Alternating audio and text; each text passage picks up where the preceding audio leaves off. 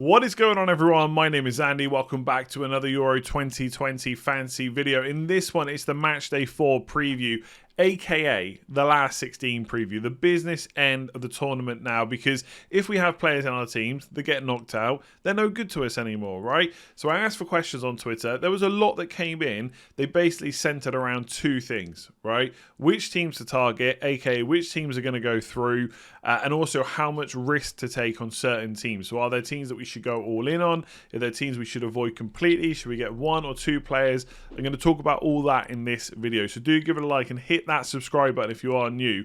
And also, if you haven't already checked out Fantasy Football Scout, there is a link in the description below. They got a ton of data and tools and stats over there if you haven't already checked them out. And you might think it's just for FPL, but they've got a load of data for the Euros as well. So let me show you this, right?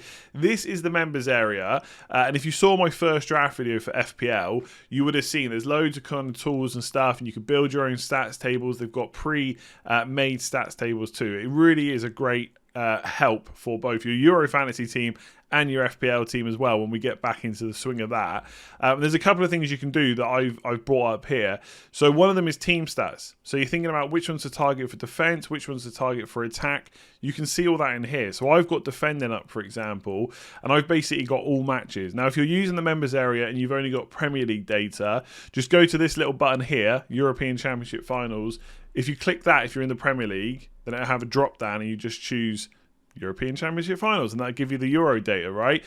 So I've looked at shots in the box conceded, right? Obviously, you can filter it from most to least, and Spain have only conceded 6 shots in the box. That's super low. That tells me that's a good defence. Now, we'll talk about their prospects in a minute. Good defence. Denmark have only conceded 7, right? Bearing in mind they've played Belgium. Really good defence. Probably better than you'd think, okay? Italy, 8. Now, Italy are probably down as the best defence. They're third. They're still great. But Spain and Denmark are probably two teams that we haven't really thought about from a defensive point of view. Then it's Italy, then it's Germany, France, Netherlands, etc. Right? You can go and check all this out. And you can also, if you want to do the opposite, like you could go on goal threat, for example, all matches again, and you can just click attempts. So shots in the box. Denmark, again, 40, top of the shot. So they're one of the best teams for shots conceded, and one of the best teams for shots they've actually had themselves as well. So maybe Denmark we shouldn't be overlooking as much as we probably would do usually. So this is a really good set of data. And if you build your own data tables, which I have in the My Stats table section, you can go more on a player point of view rather than a team point of view. So if you want to see who's had the most shots in the box so far in the tournament, Ronaldo's right up there. Morata as well. Can he finally start converting them into goals?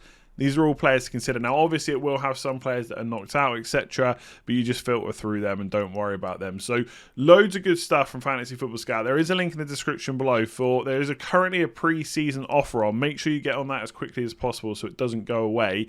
20% off as well. You can sign up monthly or yearly. It's where I get pretty much all of my stats from. Great for FPL, but also great for the Euros. Okay, so we're going to spend a lot of time on this screen because, like I said, pretty much every question that came in was around which team should we target, who's going to go through, and how many players should we get from each team. Like basically, what's the strategy? And the easiest way is just to talk about it on this screen, okay? These are the matchups we have right now. We can also see what the next matchup will be based on the favourites going through and stuff like that. So there's some matchups where you think this team's definitely going through, and there's some which are quite close. I'd say the closest ones probably are Belgium, Portugal, absolutely, England, Germany, and maybe Sweden, Ukraine.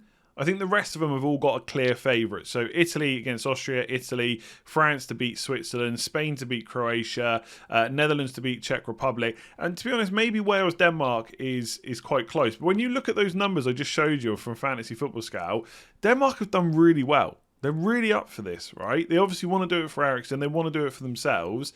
I think they're favourites in that game, okay? So we'll start from the left. I would study this and have a think because it is going to focus you on how to form your strategy for your team, basically. So what I would say with the close games is don't go all in, right? You could go for it and go very aggressive. And by the way, if you've got a wild card, you can be more aggressive. I'm kind of thinking it from the point that you don't have a wild card. So Belgium, Portugal, I would probably have one player, maybe 2 max from that game.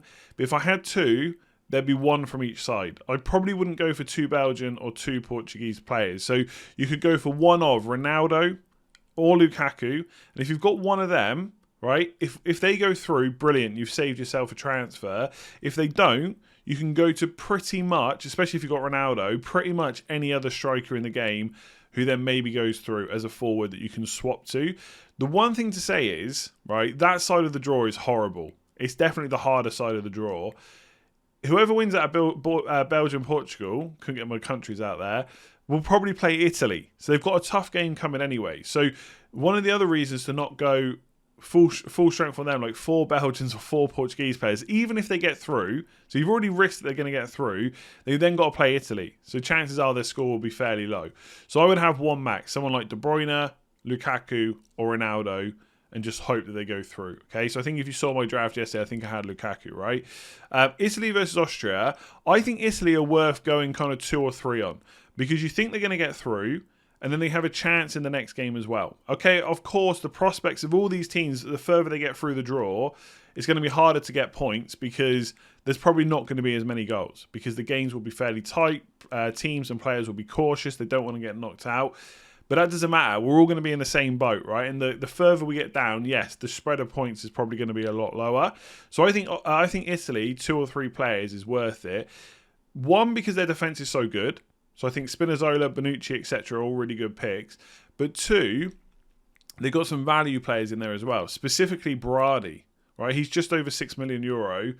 He should probably be in a lot of our teams because there's big value players that we want to put elsewhere. So I think 2 to 3 Italy, just 1 from Belgium or Portugal is probably how I would play it. France, I think you can go probably the same as Italy, because they're in a similar situation that they're favourites to beat Switzerland. So someone like Benzema, who's on penalties, maybe a Pogba if you've got a free midfield slot. I think in defence, depends how much money you want to spend. I quite like Kimpembe for 5.5 million. I think he's going to play all the games they're in. And Lloris in goal as well. With the left-back slot, Hernandez should be nailed now because Luka Dean's injured. But Rabiot came on and did okay there, right? And also Lucas Hernandez, he's quite expensive. And Pavard on the other side, they played Koundé the other day. So I just think there's a little bit too much rotation concern. And I think that's one thing you probably want to do. In most cases, you want to get absolutely nailed on players. I know that sounds so obvious, but there are certain players you know are going to start if they're fit. You can't say that about everyone else. So I quite like Kimpembe from France for 5.5. Benzema is the striker just because he's on penalties. He's also cheaper than Mbappe and Griezmann as well. So I think 2 or 3 French players is decent. I certainly wouldn't have any Austrian players, no Switzerland players, that's for sure. Croatia, Spain, like Croatia did really well against Scotland, but they haven't been that great so far in this tournament. Spain have been brilliant. Okay, they are not conceding many shots and they're creating a hell of a lot of chances as well. Forget how the results happened in the group stage, right? I think they only got 5 points, didn't they? They came second. Their XG is something like over 9. That's ridiculous for 3 games. So Spain are looking good. The big problem I have with Spain is they're probably going to play France in the next game, and who is absolutely nailed on. So I think if I was going to buy someone from there, even Pau Torres, I'd be a little bit concerned about because I think Garcia could play. I know that was the 3rd game. There may have been some rotation because of that. But Torres is a little bit of a concern. I think Alba and Simon, so left back, goalkeeper, are 2 defensive players.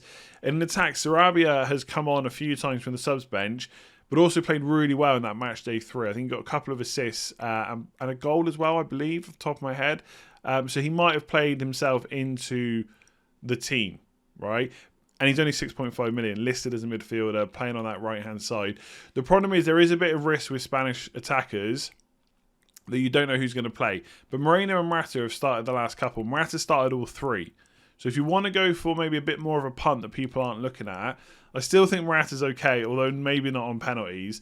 But I think Spain get through, then they got a really tough game against France. So just because of the rotation, you might want to be a bit cautious with Spanish players. For Spain and Ukraine, I think I would avoid Ukraine players completely. All right, I think mostly because I think Sweden are favourites for this game. I don't think Ukraine defence is all that, and I think Sweden will get at them. And they probably will try and keep it tight as well. I think this could be a low-scoring game. So Forsberg is a cheap enough midfielder on penalties. And also you've got Capsey to think about as well, which we'll come on to in a minute. But Sweden play on the last day, the same day as England, Germany. So that's something to consider. Isaac maybe up front. The problem is you're going to be wanting the likes of maybe one of Lukaku, Ronaldo, etc. Like I said, Benzema looks good. Depay looks good, who we'll come on to in a minute. There's probably not enough space to fit in an attacker like Isaac, especially when when they go through, they've got to play England or Germany. And basically, whoever wins out of England-Germany, they will be the I've said this on yesterday's video. They will be the favourites to go to the final. They'll be the favourites to beat Netherlands, favourites to beat Denmark, whoever goes through. So you don't want too many players from Sweden, Ukraine, because once they get through to the next round, that's when people will be expecting them to be knocked out. So I don't think someone like Forsberg is a bad option because he's cheap on penalties and he should get through the last 16. So you'd still have him for the England or Germany game. You just wouldn't probably have him any longer, but that's fine because the further we get into like semi-finals and finals, we get a lot more transfers. So I don't think it's that bad of a thing. So I like Sweden, but I'd only have probably one, maybe two max. But if you're going for a Swedish defender, again, I just think they're a better option. So Forsberg's probably the one for me. England, Germany, right? This is one of those games, again, where I would probably hedge my bets a little bit. I think with this matchup, because of all the other players we're thinking about, it's hard to get too many attackers. You probably don't want to go like all in on like Gozens, Havertz, Maguire, Stones or whatever, plus Sterling or Kane. That's probably too many because whoever goes through, you're going to lose two players, right? No matter what, if you've got two from each side. But hedging your bets a little bit and having one from each side isn't bad. Basically, the strategy that I think, mostly, just because of the fixture run, is that whoever goes through from England or Germany, that's probably where you want to focus most of your transfers on. I'm not saying all of them, but most of them in the quarterfinal. Again, if you've got a wild card, you don't need to worry about that. But if you only got like, I don't know, Gozens and Stones, okay, and they go through to the next round and Germany get through, well, obviously you can just convert Stones to another German player or another player from a good team with a good defence. And then maybe you can convert some of the players that have possibly been knocked out. Let's say you've got Lukaku and he gets knocked out. You could go to Muller. You could spend some of that money on getting a Havertz or a Gnabry in. And the same with England, okay? If England go through, you get rid of Gozens for another defender. Maybe you bring Sterling in. Maybe you bring Kane in for Lukaku. Whatever it might be. I'd only go for like one player from each team. You could maybe go for two if you're really confident on which way the game's going to go. But you could say that for any of the games, right? Netherlands versus Czech Republic. I'll be honest. Netherlands is one team I've got 4 players from. That is the max you can have in this last 16 round. So I just think they're favourites for Czech Republic. And they're going to be favourites for whoever they meet out of Wales and Denmark. So for me, they definitely get through this round. And they've got a good chance of getting through to the semi-finals as well. So carrying 4 players straight through is super helpful. But I don't think Denmark are that bad at all, right? I know they only got 3 points in the group. There was extraordinary circumstances surrounding that and why that happened. I think Denmark could get past Netherlands. I think that is probably the weakest side of any of the draw, and Denmark have played well. So there is a little bit of a risk factor with going for 4 Netherlands players, but at the same time, they're pretty good value. And, you know, in the case of Dumfries, they're super attacking. Stecklenburg is super cheap. Depay is such a good captain because he's got penalties. And Wijnaldum's not a bad price either. We know how attacking he can be. So they're the 4 that I'm looking at. Malen, has he played himself into the team? If he has, he's only like 6-ish million. He could be a great option too. So for me, I'd be looking at 3 or 4 Netherlands players because I think they definitely get through this round. They got a great chance of getting to the semi-final as well. Denmark, Wales. I think Denmark are the strongest team out of these two. And I think someone like Melee could be a good option just because he's so cheap. And Denmark have got a really good shot at a clean sheet as well. Like if I have a quick look here, if I've still got it up, yeah. Clean sheet odds. So for this is for last 16. The top 5 teams for a clean sheet are Italy, as you might expect. So Spinazzola, Bonucci, great. France, Kimpembe, Lloris, like I already said. Denmark are 3rd, right, for a clean sheet against Wales. So Melee, Vass maybe, could be good options in the defence. Damsgaard is another option, I think. He's only 5.9 million. He's listed as a midfielder, but he's playing up front. He could be a really good option too. I think once they go past that, I think they can give whoever they meet from Czech Republic or Netherlands a game. So I wouldn't be completely avoiding Denmark players. I wouldn't go 3 or 4, I don't think. And I'd probably only go 1 defender, not 2. Because you just want to spread your risk a little bit. But a midfielder as well, Damsgaard 5.9 instead of maybe Forsberg or something like that, could be an option. So Denmark are 3rd for clean sheets, then it's Spain, then it's Netherlands. So they're good defences to cover, the ones that I just talked about. And that's kind of where I would go. So I think 1 or 2 from Belgium, Portugal. I think 2 or 3 from Italy, 2 or 3 from France. maybe 2 from Spain, but I would worry a little bit about the amount of options they've got and the fact they're happy to rotate. Sweden, maybe 1. I'd avoid Ukraine. Maybe 1 from each of England and Germany. 3 to 4 from Netherlands. And then Denmark, great shot at a clean sheet. Maybe 1 attacker as well. That is what I would do. Let me know below what you would do. So I wanted to talk a little bit about captaincy as well. So these are the 4 days we have within the match day, right? And I think when we get to the quarterfinals, let me just check. I think there's only 2 days. Yeah, so there's 2 matches on one day and 2 on the other one. So you're only going to get to change captaincy twice. So I wouldn't worry too much about the choices you make this week in terms of captaincy players, because you will have captaincy options for the quarterfinals. It just gets a bit tougher to pick. So we've got 4 days: Saturday, Sunday, Monday, Tuesday. I think on some days there's obvious picks, but not so much on others. So for the first day, I do think you could go for a Danish player, but I think Italy are the better option. And I've said this before. I've said this ever since match day 1. I think an Italy defender is not a bad shout. Someone like Spinazzola, who's very attacking. You just hope they get an attack in return as well. I think we're in a similar situation to the last couple of match days where there's only 4 days. Obviously, on the first match day, there was 5. So you could be a bit more aggressive and a bit more risk-taking. But for this one, like if you got an 8 on the first day, I think you could probably stick on that. I think that's how I would go down. I would say you stick on 8 or above on the first day, 7 or above on the second, maybe 6 and above on the third, and on the last day you just take whatever you get. Now obviously again, it depends how aggressive you want to be. Are you playing for rank? Are you playing for mini-league? How far ahead are you, etc. Like if you got to 6 and coming into day 3 and you got a choice between Spain, Croatia, France, Switzerland captain, maybe you do want to risk more. But that's roughly the numbers I would say. 8, 7, 6, 5. Well, 8, 7, 6, take what you get basically on day 4. So I do think you go for an Italian captain. A Berardi looks. To be honest, I think overall, I don't think Insigne is a bad option, but I do think Berardi is a little bit more likely to get you a goal. That's what it feels like, at least, anyway. So I think he could be good. And from Denmark, again, I don't mind going for a defender like Melee that can possibly get you a clean sheet and a goal or an assist as well. So they're definitely ones to look at. Day 2, I think you have to skip Belgium, Portugal. Yes, I think Belgium are favourites. The odds would back that as well. But Portugal and Ronaldo especially always find a way to get a goal. So if you've got Ronaldo, you could go for him. Lukaku, you could go for him. But I think if you're looking for a game that's potentially got goals, and yes, I know the narrative is that in the knockouts there's less goals, etc. But some teams are going to score a few. Then it has to be Netherlands versus Czech Republic. So I think Depay is probably the standout for that day. And obviously, the important thing about not only do you have to think about who's going to win the game, who's going to go through, you've also got to think about which matches are the best, and then obviously that then forces you to pick certain players. If you think Depay is the best captain, you should probably find a way to have him in your team, right?